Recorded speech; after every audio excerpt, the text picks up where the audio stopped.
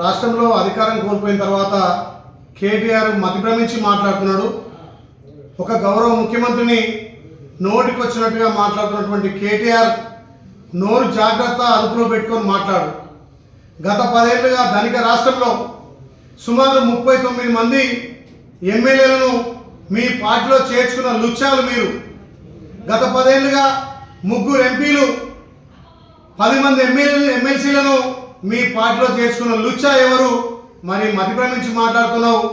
ఇలా కాళేశ్వరంలో స్కామ్ చేసిన లుచ్చాలు మీరు.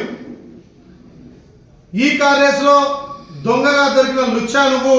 మరి నువ్వు లుచ్చాయి, మిగతా వాళ్ళని లుచ్చా అంటున్నావు. ఆడబిడ్డను చూడకుండా ఇంట్లోకెళ్ళి గెంటేసిన లుచ్చావు నువ్వు.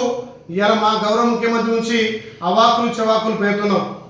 త్యాగాల మీద ఏర్పడే తెలంగాణ, ఇలా అమరవీరుల త్యాగాల మీద తెలంగాణ ఏర్పడితే భోగాలు అనుభవించిన లుచ్చాలు మీరు. లుచ్చాన్ని సంబోధిస్తుంటే తెలంగాణ ప్రజలు ఇలా నవ్వుకుంటున్నారు. కేటీఆర్కు అహంకారం, నీ అహంకారం వల్లనే తెలంగాణ ప్రజలు నిన్ను, మీ అయ్యను, మీ బావను ఇంటికి పంపించినా మీకు సిగ్గు శరం వస్తలేదు. ఒక గౌరవ ముఖ్యమంత్రిని పట్టుకొని మాట్లాడే భాష నాది. మా ముఖ్యమంత్రి ప్రజాపాలన చేసి ప్రజలకు ఫలాలు అందిస్తుంటే ఓర్వలేక లుచ్చా మాటలు మాట్లాడినటువంటి లుచ్చా నువ్వు. ఇలా మా గౌరవ ముఖ్యమంత్రి మాట్లాడుతున్నావా?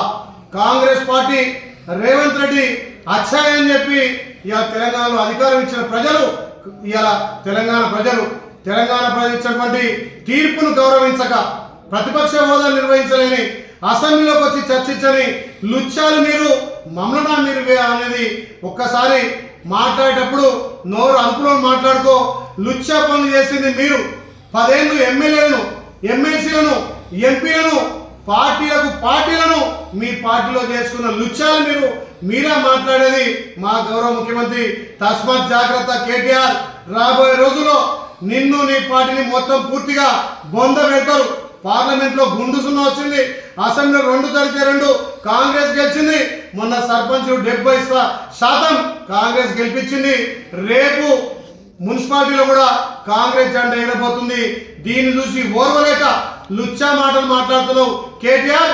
తస్మాత్ జాగ్రత్త, నోరు అదుపులో పెట్టి మాట్లాడాలని చెప్పి మీకు హితం చెప్తున్నా.